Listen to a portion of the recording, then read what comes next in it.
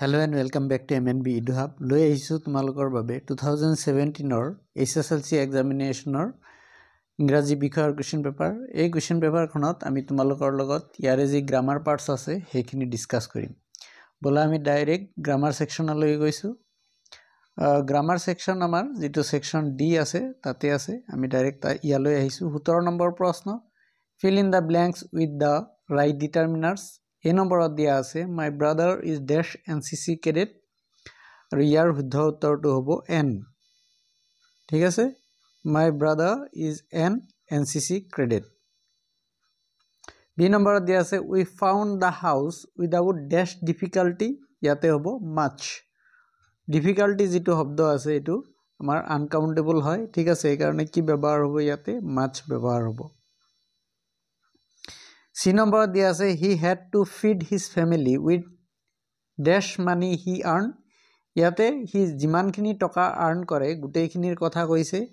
ঠিক আছে, আৰু টকা মানি যেটো হয় এটো আনকাউন্টেবল হয়, এই কাৰণে ইয়াতে আমাৰ এনসাৰটো হ'ব the little। ডি নম্বৰত দিয়া আছে our principal is a man of dash word, এই প্ৰশ্নটো বহুত কমন প্ৰশ্ন হয় আৰু ইয়াতে শুদ্ধ উত্তৰটো হ'ব few। Our principal is a man of few words।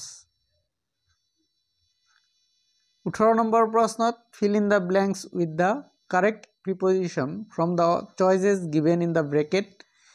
এই নম্বৰত দিয়া আছে we go to school আৰু ইয়াৰে শুদ্ধ উত্তৰটো হ'ব by। ঠিক আছে, ইয়াতে by হ'ব we go to school by bus। B নম্বৰত দিয়া আছে I am senior dash your sister আৰু শুদ্ধ উত্তৰটো হ'ব to। I am senior to your sister।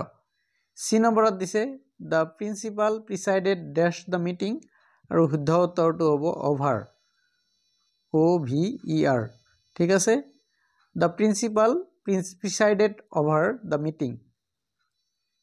D নম্বৰত দিয়া আছে she excels dash dancing আৰু শুদ্ধ উত্তৰটো হ'ব in, she excels in dancing।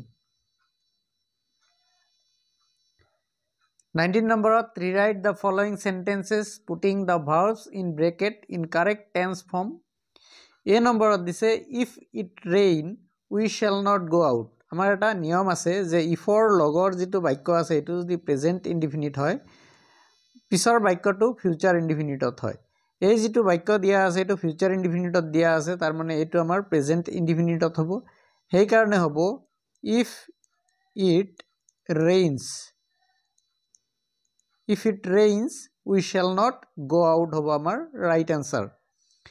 B নম্বৰত দিছে we know each other for the last 10 years, ইয়াতে for থকাৰ পিছত টাইম আছে। ঠিক আছে, কিন্তু আমাৰ যেটো ভাৰ্ব আছে এটো know আছে। for থকাৰ পিছত যদি টাইম থাকে তেতিয়াহলে জেনাৰেলি বাক্যটো প্ৰেজেন্ট পাৰফেক্ট কন্টিনিউয়াসৰ হয়, কিন্তু know যেটো শব্দ আছে এটো কন্টিনিউয়াস ফৰ্মত কেতিয়াও আমি ব্যৱহাৰ কৰিব নোৱাৰো। এই কাৰণে এটা আমাৰ প্ৰেজেন্ট পাৰফেক্ট টেন্সত হ'ব ইয়াৰ শুদ্ধ উত্তৰটো, আৰু শুদ্ধ উত্তৰটো হ'ব we have known each other for last 10 years, এটো হ'ব আমাৰ ৰাইট আনসাৰ। 20 নম্বৰ প্ৰশ্ন change the form of narration of the following। এই নম্বৰত দিয়া আছে অনিতা said, ইনভাৰ্টেড কমাৰ ভিতৰত আছে I do not know the boy। এটো আমাৰ ডাইৰেক্ট নেৰেশনত আছে, ইনডাইৰেক্ট নেৰেশনলৈ নিব লাগে আৰু শুদ্ধ উত্তৰটো হ'ব Anita said that she did not know the boy। B নম্বৰত দিয়া আছে Rahim said that his mother had been suffering from fever আৰু ইয়াৰ শুদ্ধ উত্তৰটো হ'ব ৰহিম said, ইনভাৰ্টেড কমাৰ ভিতৰত হ'ব my mother has been suffering from fever। 21 number যেটো প্ৰশ্ন আছে এটো আমাৰ ভয়েস চেঞ্জৰ প্ৰশ্ন হয়। এই নম্বৰত দিয়া আছে people speak English all over the world। এইটো আমাৰ এক্টিভ ভয়েসত আছে, এটা আমি পেসিভ ভয়েস কৰিব লাগে আৰু শুদ্ধ উত্তৰটো হ'ব English is spoken all over the world। এইটো আমাৰ বহুত কমন প্ৰশ্ন হয়। ঠিক আছে, এইটো তোমালোকে অলপ ভালকে চাই যাবা। বি নম্বৰত দিছে America was discovered by Columbus। এইটো আমাৰ পেসিভ ভয়েসৰ বাক্য হয়, এক্টিভ ভয়েসলৈ নিব লাগে আৰু শুদ্ধ উত্তৰটো হ'ব Columbus discovered America। Next 22 number প্ৰশ্ন combine each of the following pairs of sentences into a single sentence. A নম্বৰত দিয়া আছে man is mortal, everybody knows this, আৰু ইয়াৰ শুদ্ধ উত্তৰটো হ'ব everybody knows that man is mortal. B নম্বৰত আছে walk fast, you will miss the train, আৰু ইয়াক কম্বাইন কৰিলে হ'ব walk fast, otherwise you will miss the train. 23 নম্বৰত আছে choose the correct alternatives from the choices given in the bracket and fill in the blanks. A number যেটো আছে rose smells, আৰু ইয়াৰ শুদ্ধ উত্তৰটো হ'ব sweet, SWEET, যেটো সেকেন্ড ওয়াৰ্ড আছে এটো আমাৰ রাইট আনসার হ'ব. or দিয়া আছে her handwriting is eligible দিয়া আছে যেটো আমাৰ eligible আছে ILLEGIBLE এটো হ'ব. eligible মানে হল অস্পষ্ট আৰু eligible মানে হল যোগ্য. ঠিক আছে, ইয়াতে আমাৰ যেটো অস্পষ্ট আছে এটো আমাৰ ৰাইট আনসাৰ হ'ব. 24 নম্বৰ প্ৰশ্ন make sentence to illustrate the meaning of any two of the following. ইয়াৰে যিবিলাক আমাৰ verb phrases দিয়া আছে ইয়াৰ দ্বাৰা আমাৰ বাক্য ৰচনা কৰিব দিছে. give away মানে বিতৰণ কৰি দিয়া, আৰু ইয়াৰে এটা বাক্য এনেকুৱা হ'ব পাৰে the chief guest gave away the prizes among the winners. next আছে far and wide মানে চাৰিওফালে, the news has spread far and wide.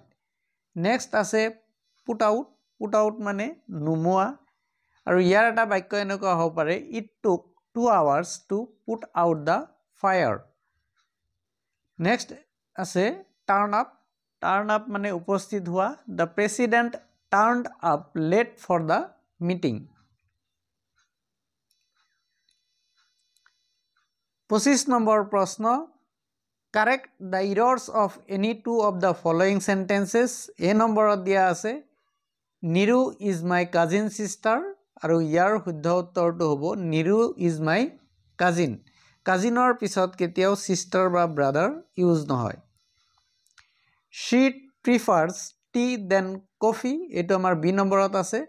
prefers কৰাৰ পিছত যদি আমি কম্পেয়াৰ কৰিব লাগে তেতিয়া হলে ইয়াতে than নহয়, কি হয় to হয়. ঠিক আছে, she prefers tea to coffee হ'ব right answer.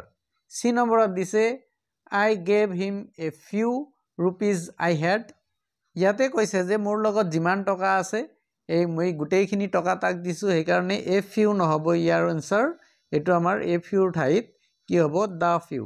ঠিক আছে, I gave him the few rupees I have. D নম্বৰত দিছে he is working hardly, আৰু ইয়াৰ শুদ্ধ উত্তৰটো হ'ব he is working hard. Dear students, এইখিনি আছিল আমাৰ 2017 ৰ HSLC এক্সামিনেশনৰ ইংৰাজী বিষয়ৰ কোৱেশ্চন পেপাৰৰ যে গ্ৰামাৰ পাৰ্টস আছিল সেইখিনি.